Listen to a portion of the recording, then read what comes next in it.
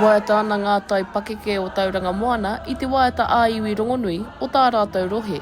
Tino hari ko te ngākau. Nā te mea hoki ko tai mai tō tātou kraua no mai te mua no Tauranga. E iwa te koutou nō nā hea pōtoro hoki. Ko ki pōka Pūkōrero tētahi o ngā kuia o te Kapa nei.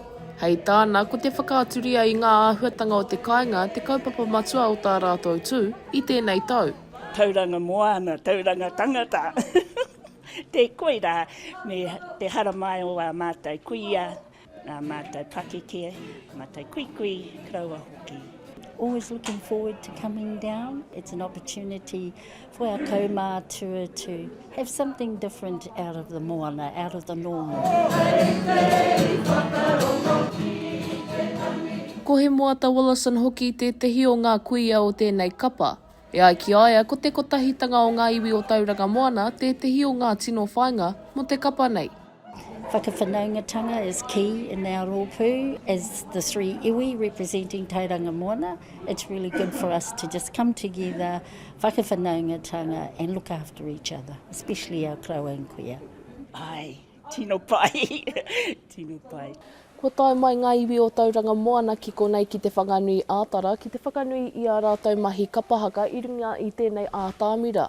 Hei aha, hei whāngaihia, hei tuku i ngā mātauranga me ngā kōrero tuku iho o Tauranga Moana ki te ao.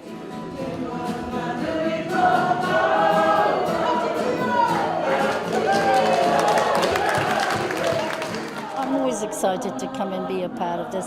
I've been here from day one, so it's been a few years.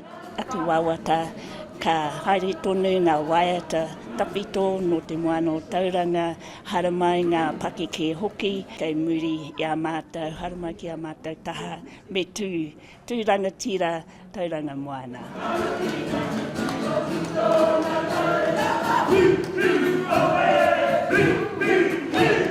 Ka mutu po ngā mahi o Ngā Taipakeke o Tauranga Moana ki te huinga Taikura.